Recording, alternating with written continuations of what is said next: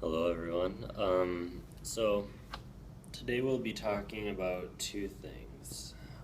Since you have finished your first um, part of this whole project, which is the analysis of your passage, you ask questions about the text, and then you put your own comments off to the side. And if you're not done with that, that's fine. We will give you time to continue working on that and finishing that up. But we're going to move on to the next section. So there's 4 sections in total, and now we're going to the second one. And as we progress through this, parts of it might become a little bit more difficult, but I'm going to try to make it as simple as possible so you can understand what we're doing. Today we're going to talk about 2 things, like I said before. The first thing that we're going to talk about are Bible translations, and we're going to talk about how there are different ones and how they relate to each other. And the second thing we're going to do is talk about a word study, doing a word study, and making sure that you understand all of the words that are in your text. And that will really help limit confusion, and it'll keep you from interpreting the text wrongly. Okay, so with that, we'll look at the Bible translations and how they function within this continuum that I created here. So as you can see on your right, you have more word for word, and you have more accurate to grammar. And then on this side it says more phrase by phrase and more understandable, so it's easier to read. And so what am I referring to here? When I say more word for word, what I'm talking about is more word to word for the Greek translation. As we've talked about in earlier lessons, we've talked about how the Bible wasn't written in English, obviously. It was written in Greek, at least in the New Testament, and the Old Testament was written in Hebrew, and a rather significant part, mostly in Daniel and Aramaic. But what is important for you to know is that these are translations from an ancient text, and we have different translations that are either more accurate, or as you descend down this line, are less accurate but easier to read. And so starting here, you have the KJV. This is a prime example of a text that is ancient and very, very accurate, but very, very difficult to read at the same time. So when we think about the KJV, we think of like really old language. But to be sure, it's actually just that it's very word for word. And so it sounds a little strange. Go one click over and you have the ASV, and this is the American Standard Version.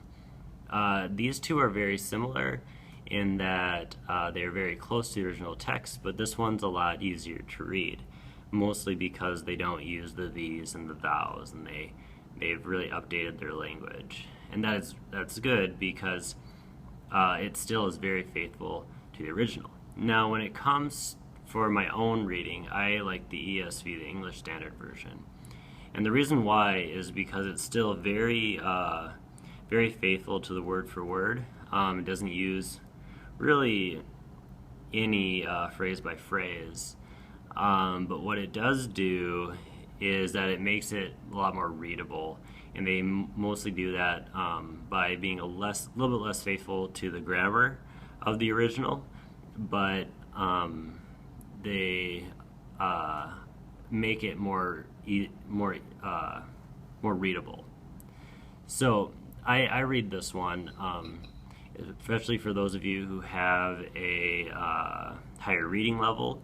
The ESV is perfect, and when I think about all of you who are watching this right now, I know that all of you have a really high reading level, and I would encourage you to get Bibles from here on out in your life that are about at this level, ESV or maybe even ASV, just to have a translation, this translation with you, because it is really faithful to the original translation, or to the original Greek text that we have. Anyway, let's go one more click over, and here we'll have the most common translation used by churches, and this is the NIV, the New International Version. This one's so common because it's a really good mixture between word for word and phrase by phrase. Now, obviously, once you hit the NIV, it becomes very difficult to find the original Greek words that you're using in the text. So for certain words, they will stay word for word, but largely they're trying to go word for word or phrase by phrase. That'll make it a lot easier. So churches like to use this one because usually within sermons, you're not going really, really deeply into a lot of words. You're mostly sticking to peripheral phrases and a couple of words here and there that might be of great importance.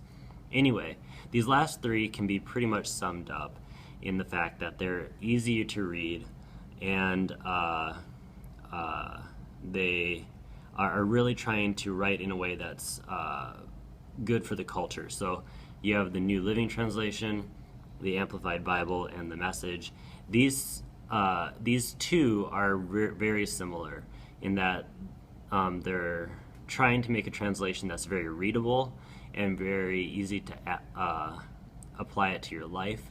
Here you have the Message, which is, if you think about it, would be like way off the chart in comparison to the rest, because it doesn't, it's very phrase by phrase. It's almost like paragraph by paragraph that they're translating. And so as you go this way, you're getting further away from the original translation.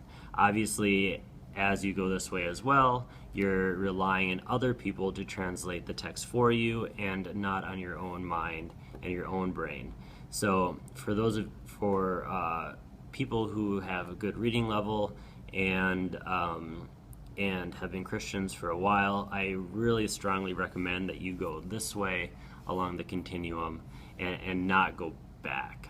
This is great for where you are now, as a pre-teenager, as a child, but I really want to encourage you guys to keep going this way and finding texts that are more faithful to the original, because that'll help you in the future as you grow and develop as a Christian. So with that, we'll move on now to what you'll actually be doing in your assignment. For the record, you have already chosen the NIV to do your text, for your text, and so what we're going to do is I'm going to show you now what you're going to do for this next part of your assignment. So Carolyn, I'll have you actually come all the way around and sit down right here. So what I have right here is the text that I chose. This is an ESV, and so I'm going to be doing this word study in ESV, but you will be doing yours in NIV. So let me be clear, you will be doing yours in the NIV, so do not get confused. And I'm going to just quickly go through some of these verses, find a word that I do not know, and then show you what to do. So when I did my word study, I found the word trespasses, and trespasses it's going to be hard to focus on the screen, but that's okay. And trespasses is a tough word because it isn't one that we commonly use, and so I'm going to copy this word. I'm going to paste it into here, and for you guys, you'll have to actually just type it. And then capitalize it. Oops. And put a space and a dash. I'm having to type this with one hand. And then we're going to go to the Bible Gateway here. And I like to use Bible Gateway. It's a very user-friendly passage, or user-friendly website. Carolyn's distracting me, that's why I made mistakes. Anyway, So let's type in, it's fine. Oh, another mistake. Once again, Carolyn's fault. Just kidding. Okay, let's type in trespasses. We need some jokes in here because this gets long. Trespasses.